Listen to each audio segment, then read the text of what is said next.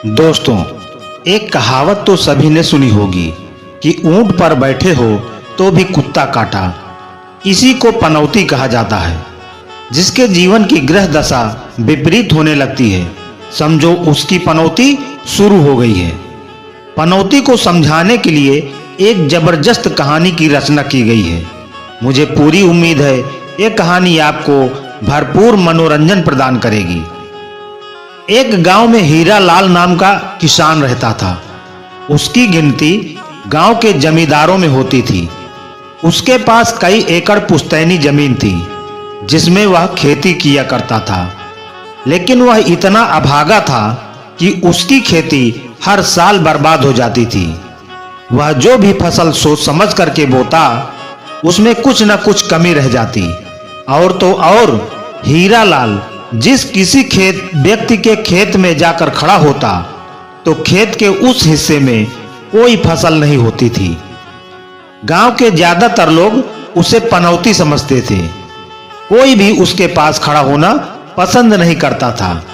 वह जिसके साथ होता उसके सारे काम बिगड़ने लगते। हीरा लाल अपनी बुरी किस्मत से परेशान था। वह अपने आप को कोसता रहता था। पनौती के चलते 2 बार उसकी शादी टूट चुकी थी, जिसके बाद उसने दोबारा कभी शादी नहीं की। भले ही हीरा लाल की फसल हर साल बर्बाद हो जाती थी, लेकिन वह खेती करना नहीं छोड़ता था। इस साल मौसम विभाग की जानकारियों के अनुसार जोरदार बारिश होने की उम्मीद थी, जिसके चलते गांव के लोगों में खेती को लेकर डर बना हुआ था। सभी को लग रहा था कहीं ऐसा न हो कि हमारी फसलें बर्बाद हो जाएं। लेकिन वहीं दूसरी तरफ हीरा लाल के आत्मविश्वास में कोई कमी नहीं थी और वह बिना डरे अपने खेतों में जुताई करवा रहा था। हीरा लाल को नुकसान झेलने की आदत थी। गांव के किसान डरे हुए होने के बावजूद एक उम्मीद में अपने खेतों में बीज बोने लगते हैं। हीरा लाल अपने गांव के कई खेतों में जायजा लेने के लिए चक्कर लगाता है, लेकिन किसी खेत के अंदर वह प्रवेश नहीं करता, क्योंकि उसे अच्छे से पता है कि वह एक पनौती है। अगर उसने किसी के खेत में कदम रख दिया है और अगर उस जगह फसल नहीं हुई तो इल्जाम उसी पर आएगा। हालांकि वह इस बात से अंदर ही अंदर दुखी रहता था, लेकिन वह अपने दिल का दर्द छुपाकर अपने काम में लगा रहता था। गांव में लगभग सभी ने अपने खेतों की बुआई कर ली थी। बुआई के दौरान पानी की हल्की बूंदाबांदी हो रही थी, लेकिन बुआई होते ही 1 सप्ताह में गांव का माहौल बदलने लगा था। बारिश की बूंदों का आकार बढ़ चुका था। किसान अपने खेतों से पानी निकालने की व्यवस्था में लगे हुए थे। किसानों के चेहरों पे साफ साफ बारिश का डर नजर आ रहा था, लेकिन हीरा लाल के चेहरे में सिकन तक नहीं थी। वह बारिश से बेखौफ होकर अपने खेतों में टहल रहा था। एक रात बारिश अपना विकराल रूप धारण कर लेती है। गांव के आसपास के नदी नाले पूरे उफान में आ जाते हैं। पानी गांव के खेतों में घुसने लगता है और जैसे ही लोग सुबह उठकर गांव के चारों तरफ देखते हैं तो उनके होश उड़ जाते हैं। गांव के सभी किसानों के खेत पानी से डूब चुके थे। पानी ने सभी की फसलों को नष्ट कर दिया था। किसान इस त्रासदी से टूट चुके थे और अब सभी को पूरी उम्मीद थी कि किसी भी खेत में एक दाना तक नहीं होगा। और कुछ हफ्ते गुजरने के बाद वही हुआ जिसका गांव वालों को डर था। गांव के किसी भी खेत में अनाज का एक पौधा तक नहीं हुआ था, सिवाय हीरा लाल के। आसपास के गांवों की सभी फसलें तबाह हो चुकी थी, लेकिन हीरा लाल ने इस वर्ष की खेती में इतिहास रच दिया था। उसके खेतों में आज तक की इतनी अच्छी फसल नहीं हुई थी। उसे खुद इस बात पर यकीन नहीं था। दूर दूर के गांव से लोग हीरा लाल के खेत देखने आ रहे थे। सब ये जानना चाहते थे कि हीरा लाल ने किस तरह के बीज और खाद का इस्तेमाल किया है कि इतनी खतरनाक बारिश में भी इसके खेतों की फसल बर्बाद नहीं हुई। हीरालाल मन ही मन प्रसन्न था, लेकिन कहीं न कहीं उसे अचंभा लग रहा था कि आखिर क्यों सबके खेत बर्बाद हो गए लेकिन उसके खेतों को कुछ नहीं हुआ। गांव वालों की नजरों में हीरालाल के माथे से पनौती का ठप्पा हट चुका था। अब लोग उसे किस्मत का धनी समझने लगे थे। हीरालाल पैदल अपने खेतों की तरफ जा रहा था, तभी उसे एक बुजुर्ग व्यक्ति नजर आते हैं।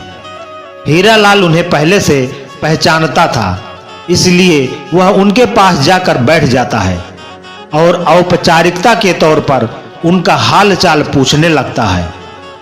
बुजुर्ग व्यक्ति अपनी बहू से हीरालाल के लिए चाय लाने को कहती है। हीरालाल चाय पीने को मना कर देता है और कहता है, अरे बाबूजी, अभी खेत जाना है, फिर थोड़ा शहर का काम भी है, यहाँ से गुजर रहा था इसलिए सोचा आपके पास थोड़ा बैठ लूं तो आ गया। तभी एक गाय हीरालाल के पास आकर खड़ी हो जाती है। उस गाय को देखते ही बुजुर्ग व्यक्ति का पूरा परिवार बाहर निकल आता है। सभी हीरालाल की तरफ आश्चर्य भरी निगाहों से देख रहे होते हैं, क्योंकि कुछ ऐसा चमत्कार हो चुका था जिसकी इस परिवार ने कल्पना भी नहीं की थी। यह गाय मरने की हालत में थी और पिछले एक हफ्ते से उसने कुछ नहीं खाया था। उसके अंदर इतनी भी शक्ति नहीं थी कि वह अपना सर ऊपर उठा सके, लेकिन वह हीरालाल के पास चलते हुए आई थी। परिवार के लोग उस गाय को बहुत प्यार करते थे और वह उसका इलाज भी करवा रहे थे, लेकिन गाय की हालत दिन प्रतिदिन गंभीर होती जा रही थी।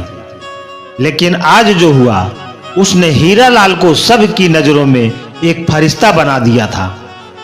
धीरे धीरे गांव में यह बात फैल जाती है कि हीरालाल के आने से बिगड़े हुए काम भी बन जाते हैं।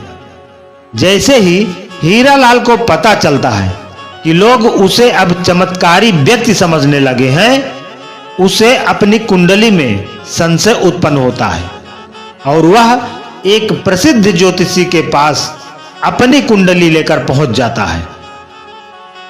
ज्योतिष आचार्य हीरालाल की कुंडली देखते ही मुस्कुराने लगते हैं। ज्योतिषी बहुत ज्ञानी थे और वह हीरालाल के ग्रहों और नक्षत्रों से उसके साथ हो रहे चमत्कार को देख लेते हैं। वह हीरालाल से कहते हैं, तुम्हारा कुंडली योग कह रहा है कि तुम किसी भी व्यक्ति के बिगड़े हुए काम बना सकते हो, लेकिन उन्हीं ग्रहों का दुष्परिणाम यह भी है कि तुम्हारी वजह से लोगों के बने हुए काम बिगड़ भी सकते हैं और यह तुम्हारी मौजूदगी पर आधारित है। अर्थात यदि तुम किसी अच्छे कार्य में जाओगे तो उस कार्य के खराब होने के आसार बनेंगे, लेकिन यदि किसी समस्या या तकलीफ में फंसे व्यक्ति के पास उपस्थित हुए तो उसके जीवन में सकारात्मक बदलाव होंगे और यही तुम्हारी किस्मत है। अब तुम्हें ही तय करना होगा कि तुम अच्छे कार्यों के लिए पनौती बनोगे या बुरे कार्यों के लिए चुनौती। दरअसल ज्योतिष आचार्य का कहने का आशय यह था कि हीरालाल को लोगों के अच्छे कार्यों में जाने से बचना चाहिए और जो लोग परेशानियों से गुजर रहे हैं समय निकालकर उनके पास जरूर जाना चाहिए और यही हीरालाल के जीवन का सर्वश्रेष्ठ उद्देश्य हो सकता है। तभी उसे मन की शांति मिलेगी। हीरालाल ज्योतिष की बात समझ जाता है और अब वह अपनी जिंदगी का लक्ष्य लोगों की मदद करने को बना लेता है। हीरालाल अपने सभी काम करने के लिए नौकर रख लेता है और अपने खेतों में जाना बंद कर देता है। गांव में जिस भी व्यक्ति के खेत बंजर हो चुके थे वह फिर से अपने खेतों में बुआई शुरू कर देते हैं और हीरालाल को अपने खेतों में चलने को कहते हैं और लोगों का यह टोटका काम आने लगता है। देखते ही देखते हीरालाल दूर दूर के गांव में प्रसिद्ध हो जाता है। लोग दूर दूर से उसके पास अपनी समस्या लेकर पहुंचने लगते हैं और वह लोगों की समस्याओं का निराकरण अपनी क्षमता के हिसाब से कर देता है। अपने आप को पहचानने की वजह से हीरालाल का श्राप ही उसके लिए वरदान बन चुका था। हीरालाल लोगों के सेवा में अपना जीवन समर्पित कर देता है और इसी के साथ कहानी का आखिरी पन्ना बंद हो जाता है। तो दोस्तों, आपको ये कहानी कैसी लगी कमेंट करके जरूर बताएं। वीडियो को लाइक करके ज्यादा से ज्यादा शेयर करें और अभी तक हमारे चैनल को सब्सक्राइब नहीं किया है तो प्लीज सब्सक्राइब जरूर कर लें। धन्यवाद।